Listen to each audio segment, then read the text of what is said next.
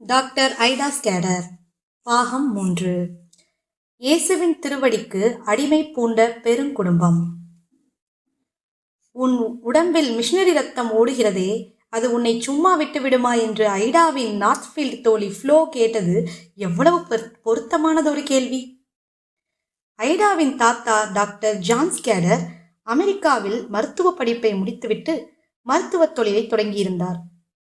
பொன்னும் பொருளும் புகழும் வந்து குவிந்தன. ஒரு நாள் செல்வந்தர் ஒருவரின் வீட்டிற்கு அவர் சென்றிருந்த பொழுது அங்கு வரவேற்பறையில் இருந்த ஒரு துண்டு வெளியீட்டை கண்டார். அதன் மூலம் இந்தியா உபகண்டத்தின், அதாவது இலங்கை, கோடிக்கணக்கான மக்களுக்கு ஆற்ற வேண்டிய பணியை பற்றி சில விஷயங்களை அவர் அறிந்தார். அந்த கணமே ஆண்டவரின் குரலையும் அவர் கேட்டார். என் பிதா என்னை அனுப்பினது போல நான் உன்னை அனுப்புகிறேன். அனுப்பும் ஆண்டவரே, நான் போகிறேன் என்றார் டாக்டர் ஜான். தந்தை திடுக்கிட்டார். செல்வ மைந்தன் உலக பெருவாழ்வை நீத்துவிட்டு வறுமையை உவந்தேற்று கொண்டு கடல் கடந்து கண்காணா நாட்டுக்கு சென்று பசியால் வாடி வதங்கியும் பிணியால் மெலிந்து நலிந்தும் மருத்துவ மிஷனரியாக பணியாற்றுவதா? கூடவே கூடாது. மகன் கைகளை பற்றி கொண்டு கெஞ்சி மன்றாடினார். ஆனால் மைந்தனோ ஆணி கடாவிய திருக்கரத்தை என்றோ பற்றி கொண்டு விட்டார். அமெரிக்காவிலிருந்து அந்நிய நாட்டுக்கு சென்ற முதல் மருத்துவ மிஷனரி டாக்டர் ஜான் ஸ்கேடர் தான். கிபி 1819 நடந்த நிகழ்ச்சி இது.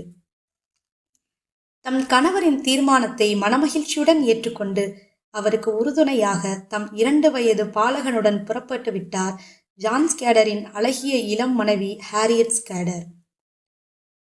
முதல் இலங்கையை நோக்கி பயணமானார். 6 மாதத்து கடற்பயணம். நெடு பயணத்தை தாங்காமல் வரும் வழியில் கல்கத்தாவில் செல்வச் சிறுவன் இறந்தான். அதற்கடுத்து 2 குழந்தைகள் பிறந்து இறந்தனர்.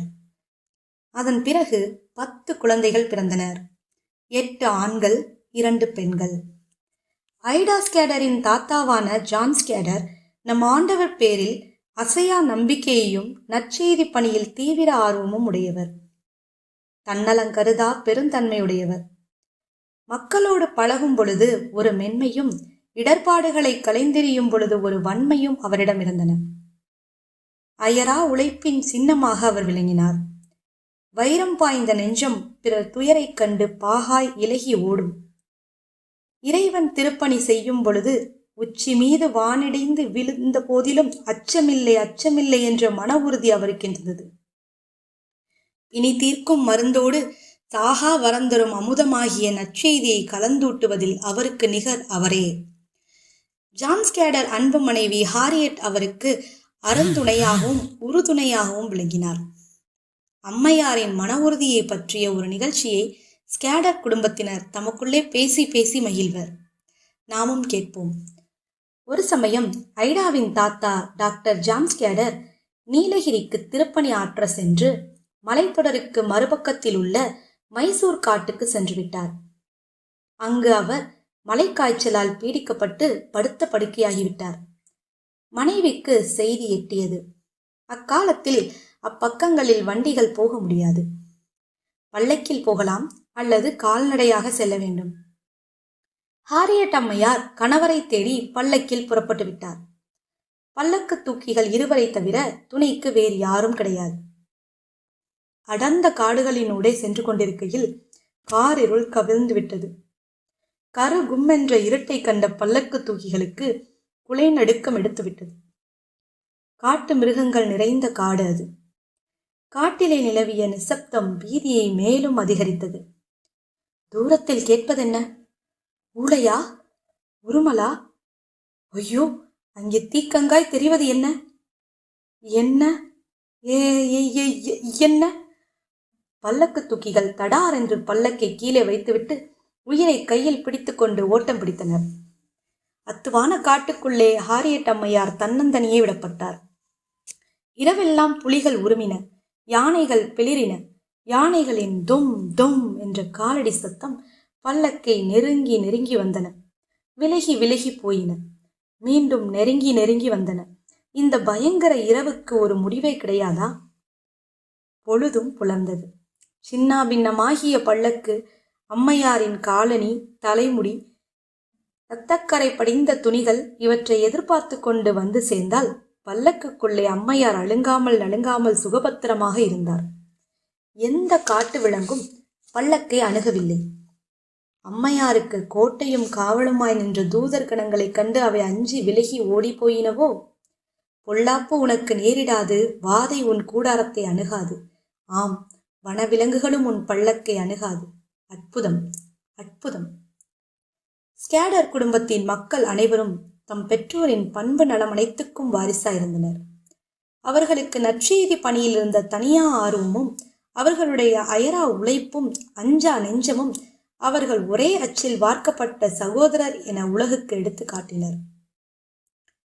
ஐடாவின் தாத்தா ஜான் ஸ்கேடர் 8 குமாரர்களில் ஒருவன் இறையியற் கல்லூரியில் படிக்கும் பொழுது இறந்துவிட்டான். மற்ற 7 பேரும் அமெரிக்காவில் தம் கல்வியை முடித்துவிட்டு இந்தியாவிற்கு மிஷனரிகளாக திரும்பினர். ஆஹா, 7 பேர்!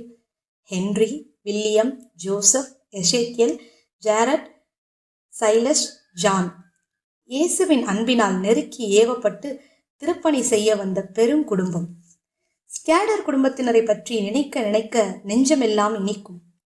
பேச பேச நாவும் இனிக்கும்.